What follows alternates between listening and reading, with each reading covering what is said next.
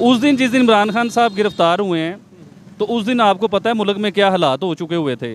तो मैं अपनी दुकान से अभी निकला ही हूँ, मैंने थोड़ा सा टर्न लिया है तो आगे कुछ लोग खड़े हुए थे। भाईजान ये इधर से देखने का फ़ायदा नहीं। हे फैमिली, कैसे हो आप सब। यार इस टाइम ना पाकिस्तान में क्या ही चल रहा है, मतलब कुछ समझ में नहीं आ रहा। जैसे लग रहा है कि दिवालिया के साथ साथ सब कुछ धीरे धीरे ख़त्म होने वाला है।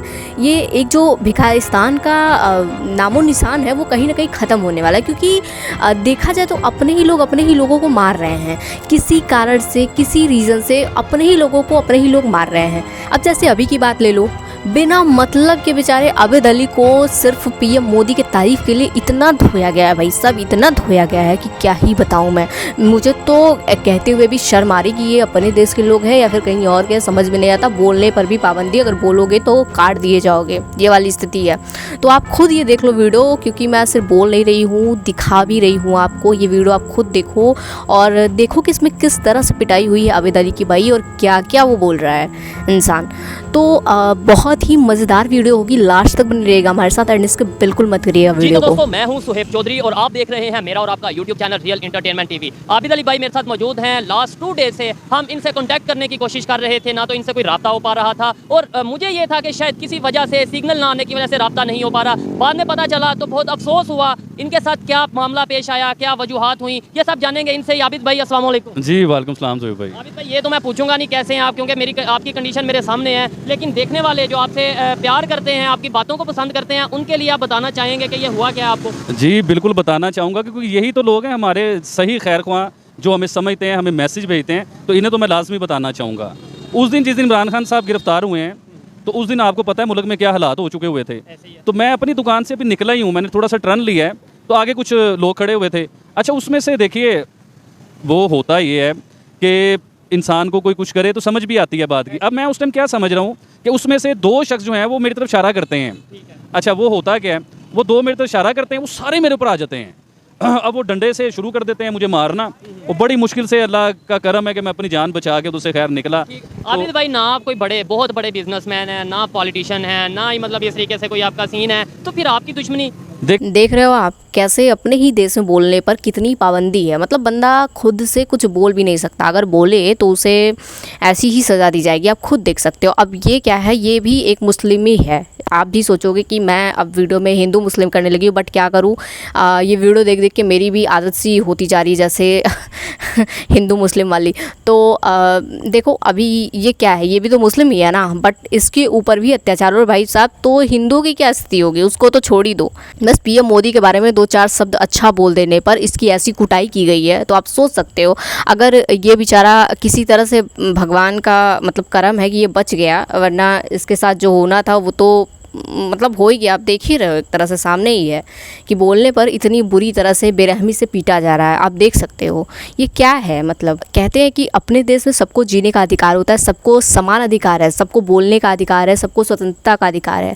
हमारे देश में तो ऐसा नहीं होता। हमारे देश में तो कोई कुछ भी बोले, कुछ भी कहे, उसको ऐसी पाबंदी नहीं कि उसको मार दिया जाए सबके सामने, इस तरह से उसको पीटा जाए और इतनी बेरहमी से मतलब पीटा जाए। यार ये बहुत गलत है। बोलने का अधिकार सबको है, ठीक है, उसको पीएम मोदी में अच्छाई दिखाई देती है तो वो बोलेगा, और बोलता है तो क्या ही गलत करता है। तुम्हारे देश में ना तरक्की नाम की चीज़ है, ना शिक्षा नाम की चीज़ है, तो बोलेगा ही उसको। लेकिन बोलने पर इस तरह की पिटाई करना, ये कहाँ तक सही है? ना मैं कोई ब्रांड हूँ कि मुझे कोई पकड़ के मारे या मेरे साथ कोई दुश्मनी ले। अब आप भी इस चीज़ को समझते हैं कि कौन जो मुझे अच्छा नहीं समझते हैं, जो भी मामला आते हैं, लेकिन मैं किसी को ब्लेम नहीं देना चाह रहा। ना मैं पुलिस को कुछ कह रहा हूँ, ना मैं फौज को कुछ कह रहा हूँ, ना मैं अपने मुखालफिन को कुछ कह रहा हूँ, कि जिन्होंने भी किया अल्लाह उनका भला करे। भाई मेरा हमेशा मकसद ये रहा है कि पाकिस्तान की बेहतरी की बात करें, अपने रोने ना रोएं।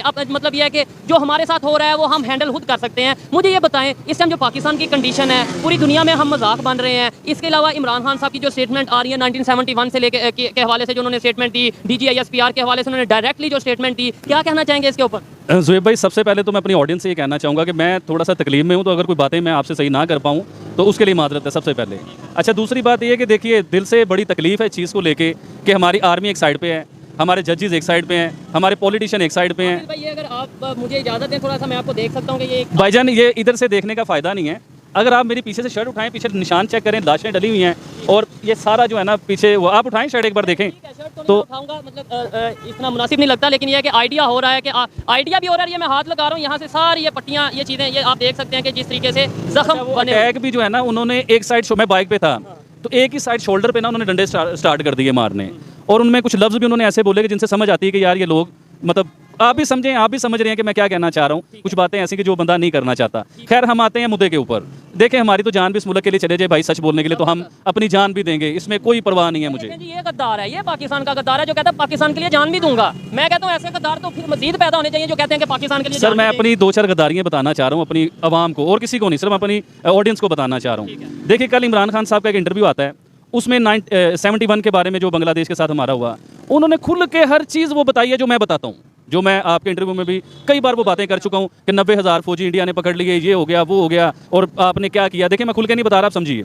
अच्छा इमरान खान साहब पूरी दुनिया के मीडिया के ऊपर ये बात कर सकते हैं, मैं एक आम सिविलियन, आम इंसान अगर ऐसी बातें करता हूँ तो मुझे गद्दार कहा जाएगा, मुझे डंडे मारे जाएंगे। आप बात को समझिए भाईजान, मैं किस तरह बात को करना चाह रहा हूँ। अब मैं एक मैसेज देना चाहता हूँ इमरान खान साहब के लिए, अपनी पाक आर्मी के लिए और अपने जजेस के लिए। देखिए पाक आर्मी को बड़ा हाईलाइट करके मैं बात समझाना चाह रहा हूँ, और अपने जजेस को और इमरान खान साहब को। भाईजान आप तीनों पार्टियाँ, तीनों अदारे या तीनों जो भी हैं, आप पाकिस्तान है तो आप हैं, अगर पाकिस्तान नहीं है तो आप कुछ भी नहीं है, ये अपना ज़हन बना लीजिए आप लोग। तो सबसे पहले पाकिस्तान को बचाइए। आप सारी ज़िंदगी हमें इंडिया के पीछे लगा के रखा आप लोगों ने, इंडिया में तो इंडिया से सीखो ना भाई। अभी इंडिया में ये कहा जाता है कि इलेक्शन नहीं करवाए जा सकते क्योंकि इंडिया अटैक कर देगा। सर मैं इलेक्शन को लेके ही बात करना चाह रहा हूँ, क्योंकि मैं 3 दिन 4 दिन से जिस दिन से ये मामला हुआ, मैं तो घर ही पड़ा हूँ ना, काम कारोबार पे जा पा रहा हूँ, तो मैं मीडिया देख रहा था, इंडियन मीडिया पे मैं क्या देख रहा हूँ, कर्नाटका पता नहीं ऐसा कोई उनका एक सूबा है, उधर क्या होता है, उधर इलेक्शन हुए, गांधी साहब के बेटे जो हैं मतलब नस्लों में चलते हुए आ रहे हैं, और राहुल गांधी, हाँ जी मोदी साहब। अब आपको मैं बताना ये चाह रहा हूँ कि ये इलेक्शन अगर पाकिस्तान में होते ना तो इधर तोड़फोड़ होनी थी, इधर इत्तेजाज होने थे, इधर लोगों ने कहना था धांधली हो गई है। और सब्र की इंतहा बताता हूँ आपको, पावर बताता हूँ किस इंसान के में पावर है, और उस इंसान ने आगे से क्या मतलब रिएक्ट दिया।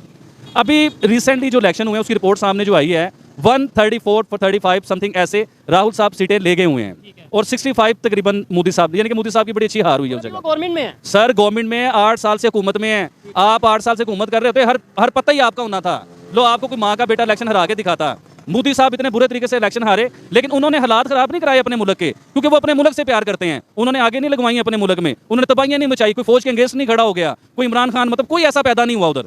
क्यों कामयाब हैं वो लोग, क्यों ऊपर गए हैं? हमें आप इंडिया की मिसालें देते हो, हमें आप कश्मीर की मिसालें देते हो। ओ भाई जो हालात आपने लाहौर पाकिस्तान पूरे पाकिस्तान में किए हैं, वो हालात कश्मीर में भी करना चाहते हो, इंडिया वाले कश्मीर में। और इससे अच्छा तो भाई वो अमन में है, उन्हें दे दो कश्मीर, अच्छे रह जाओगे आप लोग। क्योंकि कश्मीरी अवाम जो है ना, जो हमारे साथ हो रहा है भाईजान, ये देखो ये कहाँ का इंसाफ है कि आर्मी के घरों में घुस जाओ यार आप लोग। ये कहाँ का, ये क्या हो रहा है कि अपने मुल्क के आप भूखे नंगे हो, इस चीज़ को समझो। पूरी दुनिया से भीख मांगते हो अपने मुल्क को चलाने के लिए, और आपने अपने मुल्क में अरबों रुपए की तोड़फोड़ कर दी, अरबों रुपए के खाना खराबी कर दिया आपने अपने मुल्क में। कहा जा रहा है कि जी अवाम अब इनकलाब चाहती है, अवाम में पब्लिक में जज्बात आ गए हैं, अवेयरनेस। भाई आज कोशिश करें आप कम बोलें, मुझे ज़्यादा बोलने दें।